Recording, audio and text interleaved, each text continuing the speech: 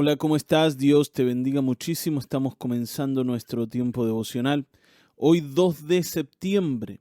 El devocional de hoy se titula Dios está obrando.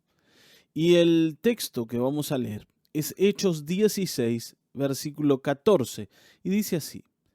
Entonces, una mujer llamada Lidia, vendedora de púrpura de la ciudad de Tiatira, que adoraba a Dios, estaba oyendo. Y el Señor abrió el corazón de ella para que estuviese atenta a lo que Pablo decía. Fíjense que es interesante la historia de Lidia porque ella dice aquí que adoraba a Dios. Era una mujer que era devota del Señor, que estaba dedicada al Señor. Era una mujer trabajadora, tenía un negocio, vendía púrpura, ¿no? Era una persona conocida en la ciudad, una persona que se sabía que era religiosa, alguien que deseaba, ¿no? Deseaba servir a su Dios. Sin embargo, ella necesitaba oír algo que hasta ese momento no había oído. Ella necesitaba que el Señor toque su corazón de una manera especial, como nunca lo había hecho. Y para esto el Señor va a usar a Pablo. Pablo va a hablar cosas que a Lidia le van a transformar su mirada y su vida entera. ¿Sí? A Lidia la transformó el mensaje del Evangelio, no porque fuera una mujer que vivía sin Dios, que vivía perdida en el pecado, que vivía una vida destruida, sino porque ella buscaba a Dios, pero de una manera equivocada. Y el Señor hizo algo en su corazón para atraerla a Cristo. Y esto transformó no solo la vida de Lidia, sino la vida de toda la ciudad, porque en su casa se abrió una iglesia. Esto después ustedes lo pueden seguir leyendo si toman el capítulo 16 de Hechos y lo continúan. ¿Está bien? Pero bueno, vamos a entrar en el devocional. Para eso vamos a leer a MacArthur, como siempre. Y MacArthur nos dice esto.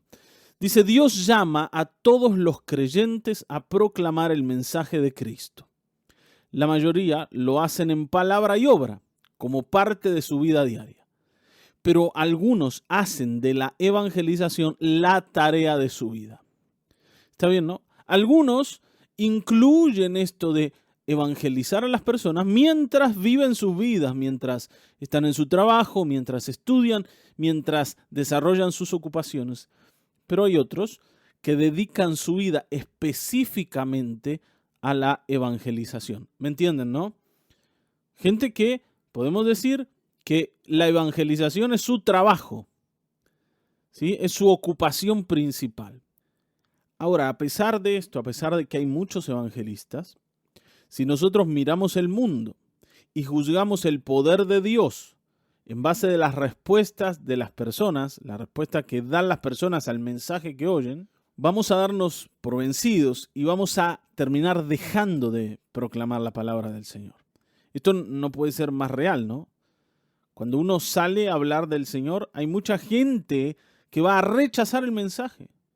Y si nosotros predicamos solamente enfocados en obtener buenos resultados, seguramente nos vamos a desanimar más temprano que tarde.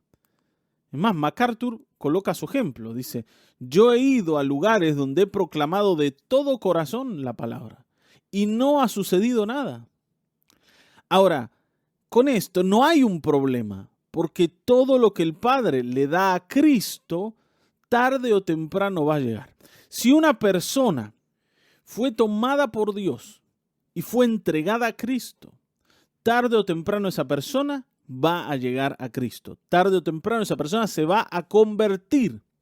Lo que sí podemos estar tranquilos y contentos, por otro lado, es que fuimos parte del proceso, ¿no?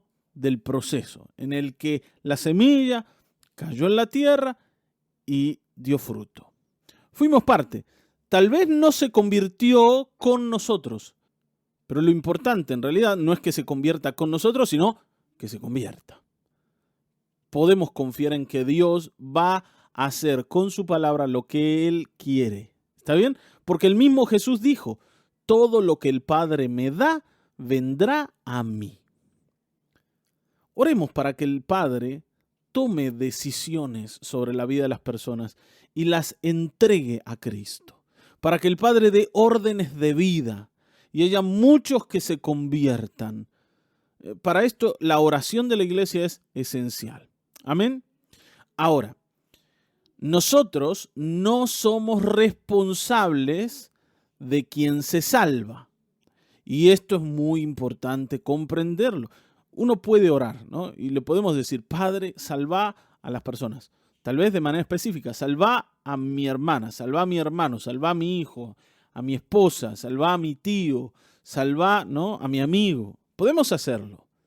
Pero es súper importante que nosotros no nos hagamos cargo de la salvación de las personas.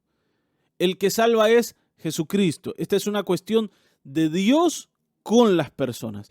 Podemos orar por ellos, incluso podemos ir y predicarles, pero no podemos salvarlos. ¿Está bien, no? Quitémonos de encima esa responsabilidad. Porque, ¿quién es el responsable de esto? El Señor Jesús decía, ninguno puede venir a mí si el Padre que me envió no le trajere. O sea, ¿quién es el que trae a las personas? Decía Jesús, el Padre. No yo, no vos. Nosotros no llevamos a la gente a Dios. Dios es el que las trae, se las lleva a Cristo. Es Dios quien tiene esa responsabilidad. ¿Está bien, no? Entonces, podemos mirar a la gente, podemos mirar a la multitud y decir, como Jesús dijo, ¿no? La mayoría de ustedes no creen, pero algunos, sin duda, sí creerán. Tal vez le hayas predicado a mucha gente y la mayoría no haya creído, pero algunos creerán. Hay personas, ¿no? Hay personas a las que les has hablado que tarde o temprano van a llegar a Cristo. Podemos estar totalmente confiados en esto. Esto es importante porque eso nos motiva a seguir hablando del Evangelio. Porque hay muchos que te oyeron antes hablar de Cristo.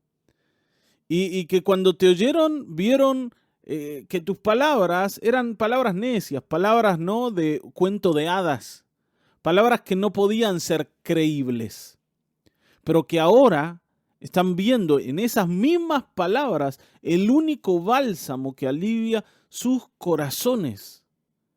¿Está bien? Están viendo en esas palabras poder de salvación. Entonces sigamos hablando del Evangelio aun cuando encontremos rechazo en medio, en el camino. Sigamos hablando del Evangelio, porque este que me rechaza hoy, tal vez mañana crea. Este que me cierra la puerta hoy, tal vez mañana se la abra a Cristo. ¿Está bien? No lo sabemos nosotros. A veces uno tiende a no determinar a las personas. Dice, no, este no va a creer nunca. Esa gente no sirve. ¿Para qué gastar pólvora en chimango? Hermanos, miren, nosotros no somos los dueños de la vida de las personas, ni del futuro de las personas. No se olviden que Pablo era un enemigo de Cristo y terminó siendo uno de los mayores predicadores del Evangelio. Entonces, la gente cambia y va a cambiar. Y no va a cambiar porque yo la cambie. Va a cambiar porque el Señor va a transformar el corazón de ellos. Y donde han visto palabras duras y difíciles de oír, van a ver palabras preciosas y las van a recibir con beneplácito, o sea, las van a recibir con disposición, con alegría, con esperanza.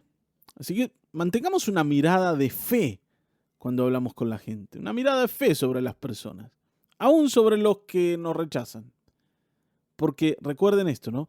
Todo lo que el Padre me da vendrá a mí, decía el Señor. Y van a ir, ¿no? Y nuestro llamado es ir y llevarles la verdad del Evangelio, no hacer que crean. Ahora, no tengas dudas, muchos de ellos van a llegar al camino de la verdad, porque fiel es Dios, que ha prometido salvarlos. Amén. Si este es nuestro trabajo hoy, hermanos. Pensando en esto, tengo una pregunta para dejarte, ¿no? Pensando en esto.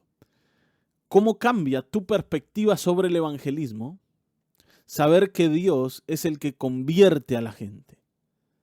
Muchas veces uno sale y se prepara y va a hablar el mensaje esperando convencer a las personas y se da cuenta que no puede convencer a nadie. Pero si entendemos que Dios sí convence a la gente, eso va a cambiar nuestra mirada de qué es evangelizar. Así que, hacete esta pregunta.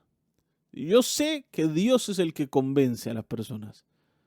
¿Esto me motiva a mí o no me motiva a seguir hablando de Cristo o a comenzar a hablar de Cristo? Bueno, yo te dejo un saludo enorme, ¿no? Un abrazo grande. El lunes nos vamos a volver a encontrar. Si Dios te bendiga.